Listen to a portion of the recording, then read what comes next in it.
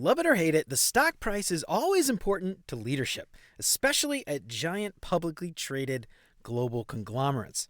Something my old software team was told almost daily was $2 earnings per share. What does that mean for a software team?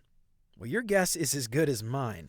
But I don't think it had the effect that these silly execs sitting in their fancy corner offices thought it would. So stick around and we'll learn why.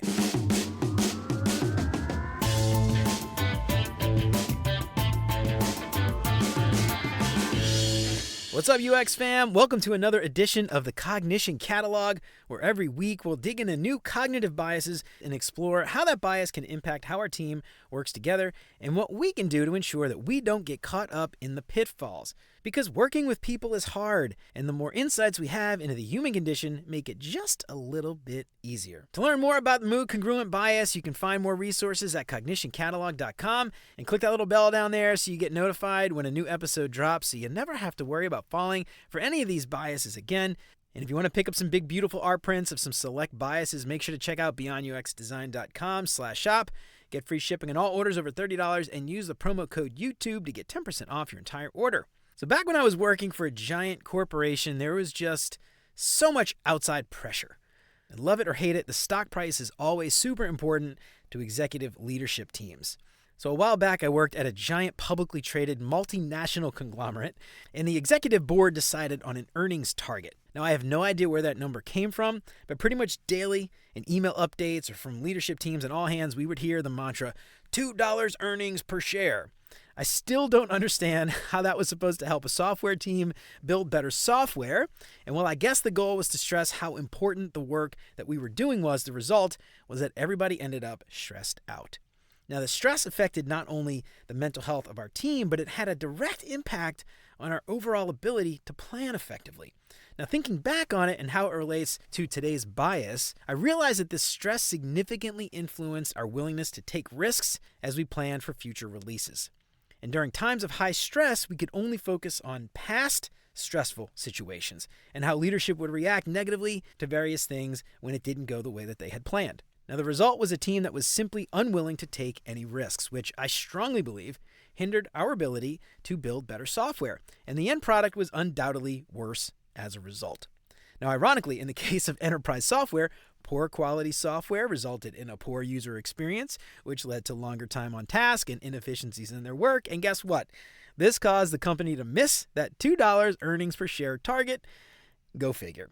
So, what's the mood-congruent memory bias? Well, we tend to recall memories that align with our current mood. When we're in a good mood, it's easier to remember positive experiences, and when we're in a bad mood, we're more likely to recall negative ones. And this bias affects how we interpret our past, perceive our present, and make decisions about our future. This phenomenon has its roots in cognitive psychology and it's been extensively studied over the years. The concept took shape in the 70s and 80s when researchers started to explore the connection between mood and memory a little bit more deeply.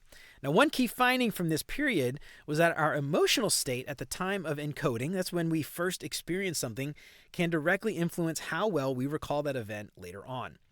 And further research from the 90s onward has shown that this bias extends well beyond whether positive or negative memories align with our mood.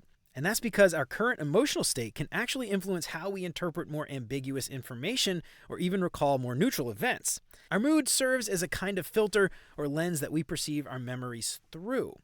Now, what's particularly fascinating is how this concept relates to broader theories regarding memory and emotion. For instance, the mood congruency effect strengthens the idea that our emotions can evoke specific types of memories, which can then impact our current mood. This creates kind of an emotional feedback loop. And actually, this has important implications not only for understanding memory, but also for mental health, because mood-congruent memory bias can actually contribute to the persistence of mood disorders like depression. But what about for software teams? Now, understanding mood-congruent memory bias can have significant implications for team dynamics, especially in a work environment that's as collaborative as software. The bias can influence how the team perceives risks and opportunities. So, for example, a team member in a positive mood might remember past successes more vividly than their failures, and that might lead to a more optimistic outlook on a potentially risky project. So team members' interpretations and discussions of past events can be significantly influenced by their current mood, and that can affect communication and conflict resolution. So So when most of the team's in a good mood, the positive atmosphere can actually boost cohesion as members are more likely to remember those positive experiences. That ultimately fosters a sense of unity and mutual support. Negative moods may prompt a focus on the negative aspects of a dispute, and that makes conflicts even more challenging to resolve. Negative moods might also lead to a more critical or risk-averse mindset, which potentially stifles creativity and innovation within the team. And when I think about the bias, I think beyond my mood or the mood of a single coworker. And that's because our team's mood plays a large role in overall team health, and it can greatly affect how the team makes decisions. And something I think about a lot with this bias is how outside pressure can impact how a team works. So teams can work really well together on their own, but sometimes things like economic pressures, the stock market, or even senior leadership or other adjacent teams can play an outsized role in how our team is feeling, which ultimately plays a role in how the team makes decisions. So what can you do about it? Well, here are a few things that you can do to try to alleviate some of the impacts of the mood-congruent memory bias. First, monitor the team mood. Be mindful of the team's overall feelings when you're scheduling meetings that might require reflective thinking or strategic planning. So if the company's announcing a huge reorg, lots of uncertainty, probably not a good time to do roadmap planning. Train everybody on emotional intelligence. EQ workshops can equip the team with skills to recognize and also manage the emotions more effectively, and hopefully weed out some of these issues. They can recognize them when they're making decisions. Encourage perspective taking. Train the team members to consider situations from others' perspectives, especially during times of high stress or pressure.